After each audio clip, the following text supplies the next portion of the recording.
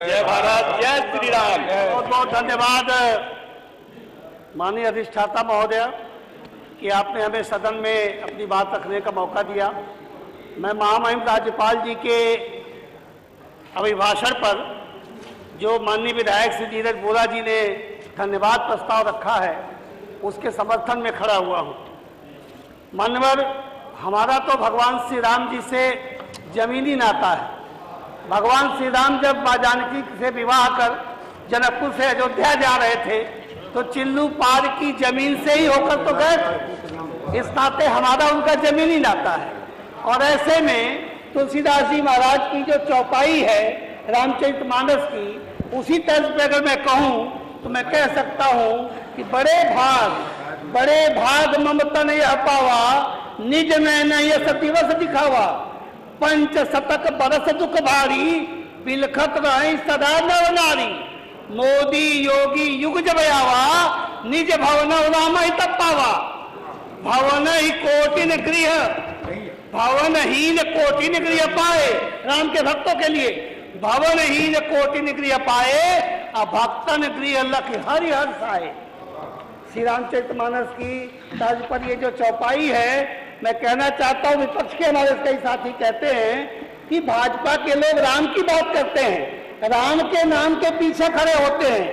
मैं ये कहना चाहता हूँ जरा सा देखो तो मान्यवर, मैं आपके माध्यम से बता दूं कि मोदी योगी जी ने तो पहले ही कह रखा है कि जनता ही जनार्दन है, हमारी पहली प्राथमिकता जनता है। और करते क्या है वो?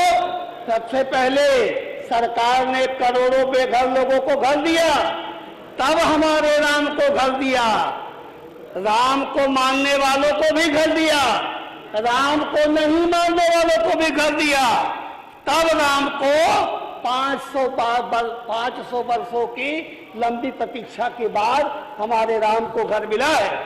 मान्यवर, मोदी योगी की गवर्नमेंट क्या कर रही है? अरे पहले माफियाओं द्वारा जबरदस्ती कब्जा कर लिए गए जमीनों और घरों को खाली कराया और गरीबों को दे दिया, तब गरीब नवाज के घर को खाली कराया जो बर्बर आतंक अपराधियों ने और आक्रमणकारियों ने कब्जा कर रखा था।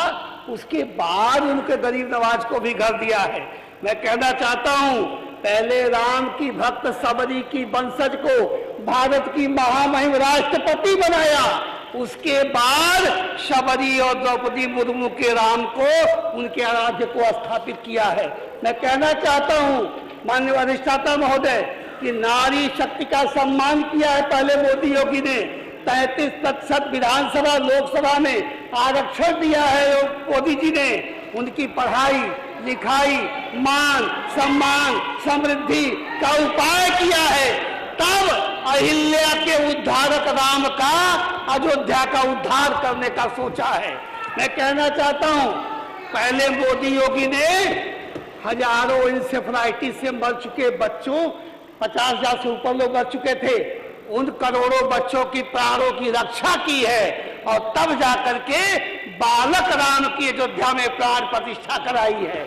मैं ये कह सकता हूं कि पहले और राम के स्थापना के बाद भी तो देखिए, पहले सामाजिक न्याय के पुरोधा कर्पूरी ठाकुर को भारत रत्न की घोषणा होती है, उसके बाद राम भक्त, राष्ट्र भक्त और विभाजन की दर्द झेल रहे आडवाणी जी के नाम की घोषणा होती है। ये है मोदी योगी का काल। मैं कह सकता हूं सरकार के, मोदी योगी सरकार के एजेंडे में पहले राम के ही लोग हैं, मगर हाँ 100% राम भी हैं, शिव भी हैं और कृष्ण भी हमारे एजेंडे में है। देश अब राम राज्य की तरफ बढ़ चला है, जिसमें न कोई दरिद्र रहेगा, न कोई बेरोजगार रहेगा, न कोई अब दुखी रहेगा, सब और विकास ही विकास होगा और विरासत का सम्मान भी होगा। मैं कह सकता हूं सरकार के मेन एजेंडे में वही पहले है जो पीड़ित है, शोषित है, वंचित है, चाहे वो व्यक्ति हो, चाहे वो समाज हो और चाहे वो विरासत हो, जिसे भी लौटा गया है उसका उत्थान और उसकी पुनर्वापसी मोदी योगी सरकार की प्राथमिकता में है। मैं ये कहना चाहता हूं मान्यवर, राम मंदिर की निर्माण और प्राण प्रतिष्ठा